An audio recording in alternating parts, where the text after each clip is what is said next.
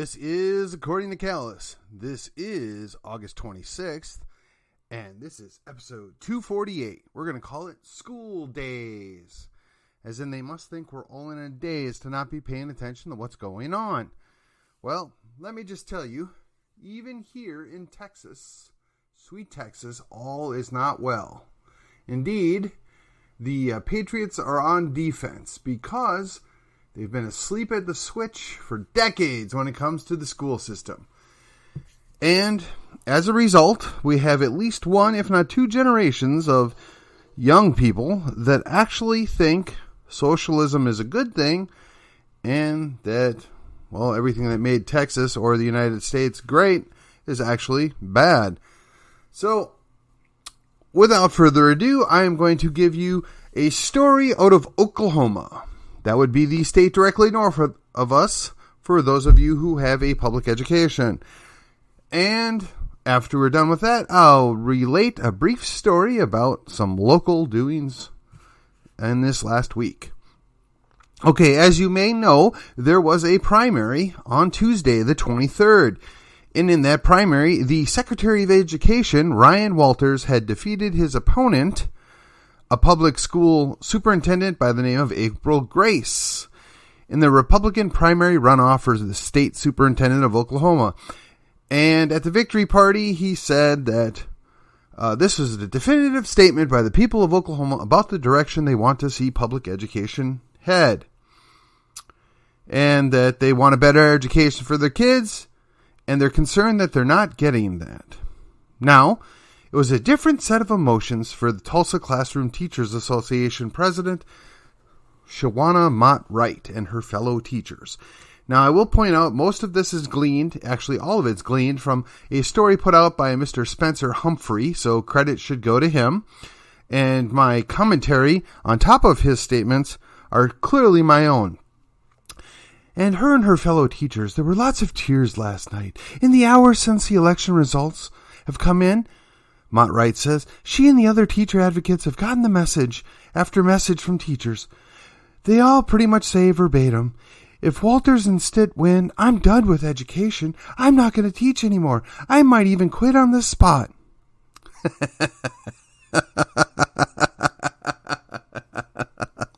Oh, okay. So these are the same people that regale us with how they all make these sacrifices and they're all serving the greater good, and it's a calling, and some people call them heroes, and because they didn't get something that they wanted, they're going to quit in a snit. I'm sorry. What they are is professionals. Some are highly educated, some are moderately well educated professionals. They do a job, and like the rest of us in the job market, sometimes their work is not appreciated at the level that you think it ought to be appreciated, and that means you need to change jobs or careers. So I'm really kind of at a loss. So they then carry on that they will face off against a Democrat, Jenna Nelson, in the November general election for state superintendent. And she is concerned that let me rephrase. I'll put this in the quotes. Mott Wright said, we cannot have somebody at the helm who is basically going to murder public education. Really? Come on. Give me a break. Now, Walters has been outspoken since putting his name in the hat to become the state superintendent. And he's been going back and forth with the Tulsa Public School Superintendent, Dr. Deborah Gist, and has called for an audit of the Texas public schools as well as the State Department of Education. Okay. Why do you want an audit? And if you do want an audit and everybody's doing everything the correct way, there should be no problem there. Aren't we always hearing, if you have nothing to hide, then you shouldn't fear an audit or a search? Now, truth be told, I think that's largely BS, but I mean, these people that are complaining about this are the ones that are usually telling us this. So, wham. Okay, Walter said, we've got to put money into the classroom. We have added over $1 billion in the last decade to the education budget, but administrators have focused on growing their bureaucracy. Well, I can tell you that's true. There's a reason for that, and I have discussed it previously, and if I have time, I will touch on it again briefly. So, We're going to continue our fight for Oklahoma conservative values, Walters said. In July, a federal audit was released criticizing how the Oklahoma Department of Education spent the COVID relief dollars meant for education. It ordered the State Department of Education to refund at least $650,000 to the federal government. The audit said that Secretary of Education Ryan Walters declined to a pre-approved purchase option on software designed to distribute relief money to families for the purchase of school-related items, resulting in families being able to buy non-educational items with the grant money. Okay, so basically, the federal government conveniently provides you software that you need to buy in order to comply with the rules that they set for the money. And apparently, the parents were smart enough to not spend educational funds on only educational items. So it kind of sounds like the problems with the parents, but be that as it may, Walter's also been an outspoken proponent for banning the teaching of critical race theory and put himself at the forefront of the movement to ban certain library books. Okay, well, we've got that same thing going on here in McKinney. And he called for the Tulsa Public Schools to remove 2 books from the libraries with what he described inappropriate sexual material. Now, he goes on further to say we have indoctrination we've got to get the indoctrination out of our schools. And Oklahoma schools are not going to go woke, and we have teachers who reach out to me every week saying they're sending these professional developments that have nothing to do with what I'm teaching. Again, I will say from my personal experience, not firsthand, but clearly secondhand, there's a lot of training that teachers and administrators go to that is not at all related to the actual job they're supposed to do, but what it is a requirement in order to get certain funds or to meet certain compliance requirements. So Mott Wright says the Tulsa Public Schools does not and has never taught critical race theory. She doesn't know any district in the state that does. Well, this is them just plain dumb. And that's my opinion. They're plain dumb because they know darn good and well what they're doing. So no, there is not a curriculum called critical race theory. However, they take the existing curriculum and through a process called praxis, they insert the critical race theory thoughts and processes and different opinions into what it is they're teaching. I mean, they morph English, they morph social studies, they morph even math, to comply with what they're trying to create an outcome of. So, no, I'm going to call BS on that. I think that that's not true. And she says, I get a lot of messages from teachers who are terrified to teach. I don't want us to have a Holocaust because children aren't learning about it. I don't want another Tulsa race massacre because some people's feelings are hurt. Again, nobody wants a Holocaust. I mean, oh yes, we're all Nazis now. I get it. And another Tulsa race massacre. Yeah, okay. Well, first of all, interestingly enough, that was government that enhanced and encouraged and turned a blind eye to that. And there's a whole lot more going on there than what is alluded. And again, once again, nobody is calling for that or thinks it's a good idea. It was bad then. It's bad now. Give me a break. And no, they should absolutely learn about what happened there. They should be aware of those things. But if you're going to teach history about, let's say, challenging subjects, you have to do more than just paint with a broad brush. It requires a little more nuance. Not that you could ever nuance the Tulsa Race Massacre being a good thing, but I don't even know that you could possibly put the Holocaust in a good light. But there are plenty of other issues in history that get lumped in with that do have a lot of nuance. Now, I'm not going to defend Sherman's March to the Sea any more than I would defend some of the stuff that went on in the West as we were cleansing it from the Native Americans. That's all inexcusable. But when you teach it, you have to teach it with the understanding of that time period. And then you can put your, 2020 lenses of, 100 years later or 200 years later, we can look back and say, yeah, maybe that wasn't the best thing for us to be doing. But back then, this was what was going on. This is why they felt threatened. This is what you have to be even-handed. And I know that that's not politically correct. And I know that's upsetting to some people that there's more to that story or two sides to a story. But be that as it may. So Walters, for his point, He'll continue to fight to pass a previously voted down bill to provide parents the taxpayer-funded vouchers to send kids to private schools. I won't rest until they get this. I'm dedicated to that vision. I'm dedicated to working with parents across the state till they have the freedom of choice. Okay, so I'm going to put a little pause there and say, I understand why people want to do this, but I think they're extremely foolish for doing it. That being said, let's go on to the counterpoint.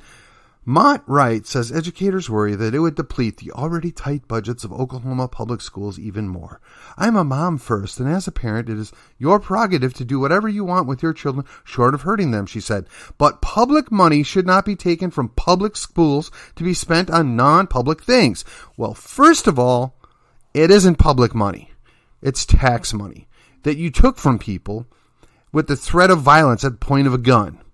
And then you decided to spend it on these appropriated things that you approve of.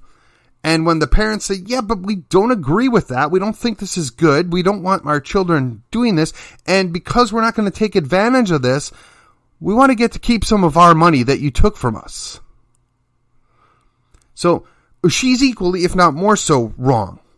So last week, Walters and Governor Stitt sent out a press release announcing the executive order aimed at taking action against teachers' unions. Okay. With the executive order, Oklahoma educators will be assured the freedom to decline whether or not to participate in union, rather than allowing union bosses to intimidate teachers into handing over part of their salaries, the release said. Okay. This is another step. Okay, this is Walters. This is another step in the right direction to focus our classrooms on parents, teachers, and kids. Great, sounds good. We're cutting the liberal union chains off of our teachers. Okay, fine. But Mott Wright said that this is not set well with teachers that she's spoken to. If you're calling out the union, who do you think joins teachers' unions? She disputed the claim that teachers in Oklahoma are forced to join unions in order to teach. Yeah, it may be a right-to-work state in 2001. There's no forcing or coercing. Yeah, well, clearly Mott Wright is full of crud, because I can assure you that if you join an organization where 75% of the people in that organization also belong to another organization, and they're the ones that determine whether or not you move up in the chain of command or even get rehired, which is renewing your employment. Yeah, I'm sorry. And our association membership is half Republican and half Democrat. All we care about in our kids is public education. We don't care about party. No, I call BS on that too, because I will assure you that the so-called Republicans that are in there, they may very well be, but they're browbeat and cowed, and they follow along just like they do in every other union. And maybe at the micro level, they might do something that's nominally not left-wing, but certainly at the state and federal level, these unions give tons of money to leftist causes, whether or not the entirety of the union membership agrees with it or not, because all the leadership is typically left of center. Some are crazy leftists. So, that being said, it talks about left-wing indoctrination by the Mr. Walters. So the problem here is Mr. Walters is seeking to fix a problem by reappropriating stolen money. I don't think that's going to have the solution that he thinks it's going to have. Likewise, when you give people money to do something, there are always strings. So I was referring to the bureaucracy that he noted. Well, those strings and the bureaucracy are created when you have programs or funding coming from the state or federal level, and they require certain levels of compliance or training in order to get those funds and maintain those funds. Indeed, they set you up for failure long term, or they provide you with a set of funds for the first 2 to 3 years, but then after that, you have to come up with the funds on your own. And that money just doesn't come from nowhere. So again, I'm not a fan of vouchers. I think there's a lot of people that believe that's going to be the panacea and it's going to fix everything. I don't buy it. I'm not going to argue with people about vouchers. If they get their vouchers or want their vouchers, so be it. But I'm just telling you, you're going to regret it long term. That's my opinion. But I'm not going to waste my political capital on fighting people on something like that. The second thing is unions or associations have soft power and they have hard power. When you can force people to join, that's called hard power. When you can't force them to join, but you can make them, let's say, in a detrimental situation if they don't join you, that's soft power. And if you honestly believe what this lady's saying, that there's no coercing, I'm sorry. I'm sorry. You're just detached from reality. I can't help you. In any case, that's going on in Oklahoma. I can assure you all the more that's going on down here in Collin County in Texas. And while we're on the subject of Collin County, Texas, let me just pause for a moment to relate to you a brief story of something that went on in my fair city. So this last Tuesday, in the run-up to let's call it a contentious school board meeting once again for McKinney ISD, there was an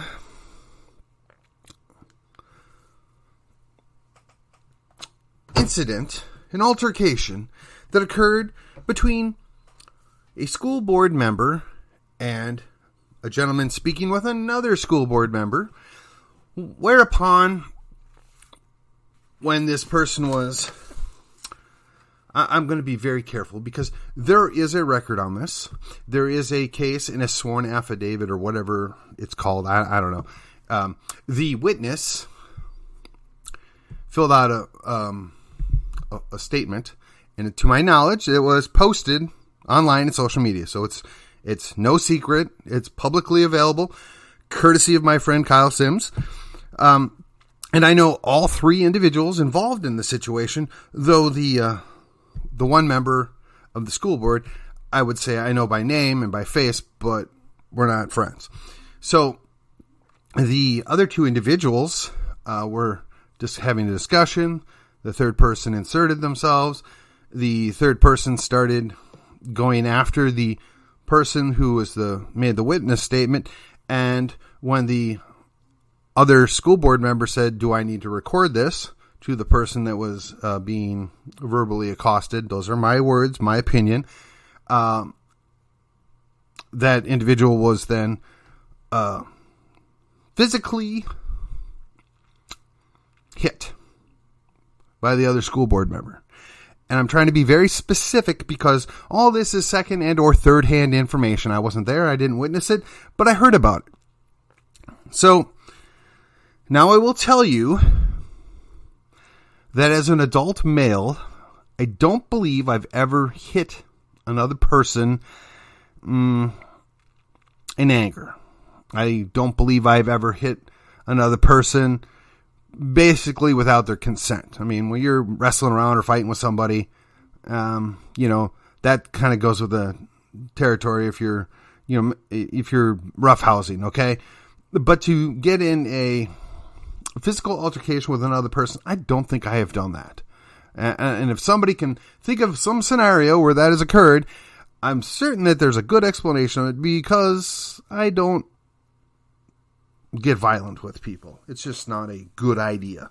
Not since I was a young person. So I am not a small person.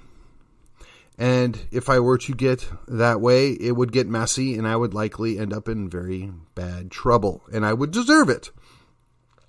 So much like the case of, I think it was Rihanna and Chris Brown, Rihanna was smacking all over Chris Brown and doing everything under the sun to irritate Chris Brown. That was perfectly fine. Nobody sees a problem there. But the moment Chris Brown whacks her back, Chris Brown's a criminal. So, yes, of course, you don't hit women. I've heard that since I was a child, and I have followed through with it all my life. It's just not something that you do. Period. End of story. But in today's day and age, I think it should also be clear that just because you're a woman or a lady or you identify as female, you don't get to then turn around and hit a male. I'm sorry, but that's just some weird, jacked up stuff. Likewise, even if you identify as a male, it's not a good idea to hit another male, particularly one that's larger than you, because that usually won't end well for either one of you. The violent altercation or physical force applied is generally a bad idea. Because even if you walk away unharmed physically, there are repercussions, many of which are legal in nature. So you just don't do it. But apparently in today's day and age, if you are female or identify as female, it is perfectly permissible for you to physically assault other people, particularly males, and while they are criminal if they touch you, you have no penalty or no repercussions. And I myself find that very problematic because it's never okay to hit another person. Now, I say never. I mean, it's never okay to start a physical altercation. I was also raised that if somebody hits you in the face, you have a right to defend yourself. If somebody clubs you with a bat or a stick or comes chasing after you with a weapon, you have a right to defend yourself. But you don't have a right to start a physical altercation. And you may very well start with a verbal altercation and it escalates into a physical altercation, but the person that escalates it into the physical altercation is the person at fault or the person who is wrong. And you are only allowed to defend yourself. And I'm sure there's lots of armchair warriors and armchair lawyers that want to dissect what I've just said here and argue with me. Don't bother. This is all my opinion. And when it goes to a court or an inquiry, I'm sure they'll tell us what the law is or what they say the law is. And, quite frankly, that's the way the world works right now, whether it's right or wrong. If some guy in a black robe or lady in a black robe says so, then that's how it is for that case at that time. I'm just talking purely my understanding of how the world works. So let me ask you, in what world does a 5'0" 100-pound young lady go and think it's a good idea to get in a physical altercation with a man that outweighs her by 50 to 100 pounds and has 6 to 12 inches height on him? In what world would they think that's okay? One where they're protected by the law and by the mores, of the social mores of the community and culture they live in. But it still doesn't make it okay. It still isn't right. It's still not acceptable. You shouldn't get a free pass. If the roles were reversed, it would likely end up with the guy in jail, or at the very least arrested. And I got to tell you, that is the right answer. When you go hit somebody else, you ought to be arrested. And I don't care what your plumbing is or what you claim to be. That's the way it works. As an adult, you don't attack other people. Now, if you're attacked and you defend yourself, that's a different story. But then again, if two people are in a fight and the police show up, they're going to arrest both of you, find out what happened, talk to witnesses, and then determine who is at fault and who they're going to have charges brought at. Or the DA will, if you prefer. So, the takeaway is from this is, in both stories, we have people that seem to think the rules don't apply to them, seem to think that the rules were written to benefit them only, and act accordingly. What I would suggest to you is we need to hold them to their own standards and the standards that we are held to, and even if they don't like it, we have to do it.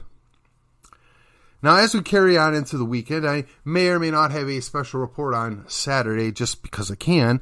This will have to do for the rest of the week. Otherwise, this is a Friday. It is the weekend. So, until the next episode, this was episode 248 of According to Callus. I will see you on the other side.